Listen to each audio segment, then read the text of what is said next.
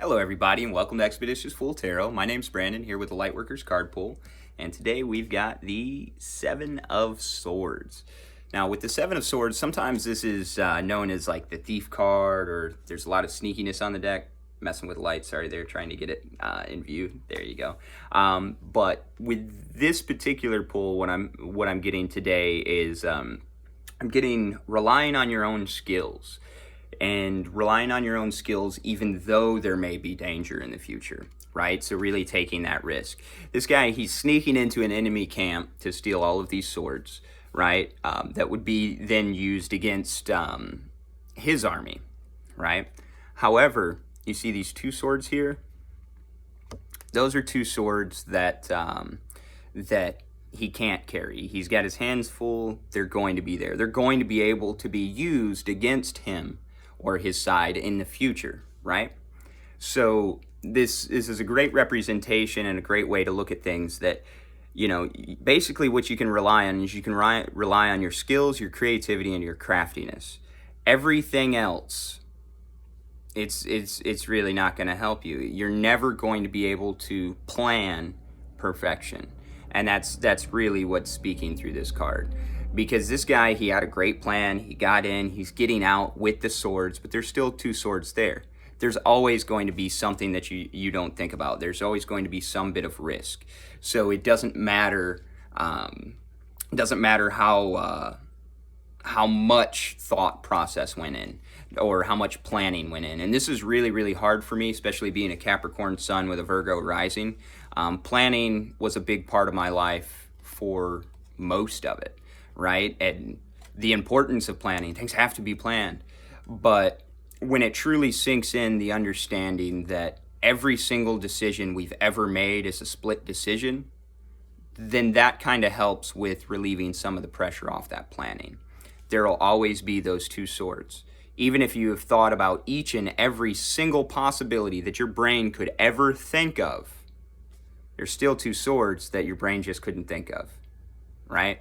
So it doesn't matter how much planning we put in. The reason why I said we always end up making just a split decision, because that's what happens at the end.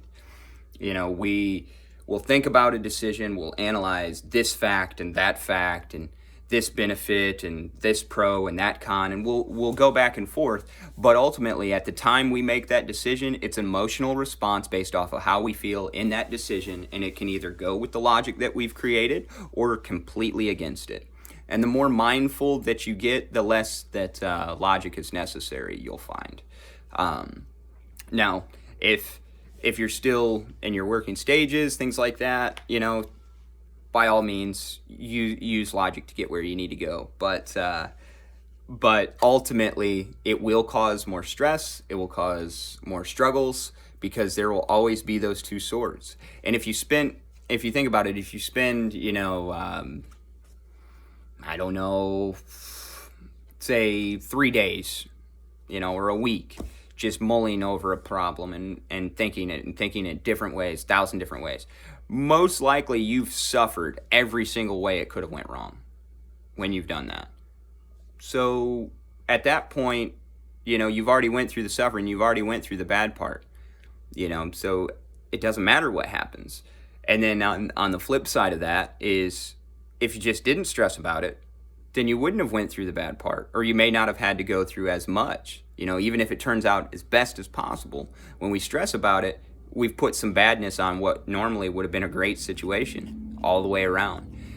So that's kind of what I'm telling you here, is kind of take the patience with yourself and have that confidence in your self-reliance that regardless what two swords are in store for you, or even a whole 7 swords, regardless what swords are in store for you, it doesn't matter, because you got this.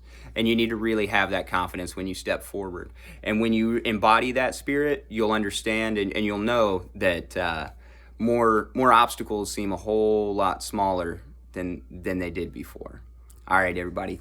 I hope this message helped. Thank y'all so much for watching every single day. If y'all like what you see, like what you hear, make sure that you share, save, comment, react, all that fun social media stuff that helps us grow and helps me get to know who you are as well. I definitely appreciate it. Also, if you feel moved in your heart, there is a donation link down at the bottom. It allows me to put out higher quality content and more quality content for y'all. So if you do feel motivated, by all means, it's greatly appreciated, and it's right down below. Also, I wanted to let everybody know my website is up and running, expeditiousfool.com. So if you want to check out there, it kind of gives a better understanding of my full process, right?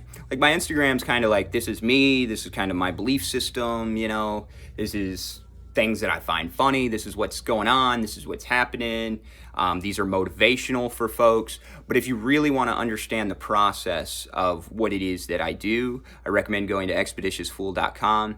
You'll see it is more formal, of course, than my Instagram, but it is to explain to people, you know, a very serious process, a process that is life-changing. So I hope everybody enjoyed the video. Like I said, I hope y'all check out the website again, expeditiousfool.com. Thank y'all so much. Go out there and have a great day on purpose.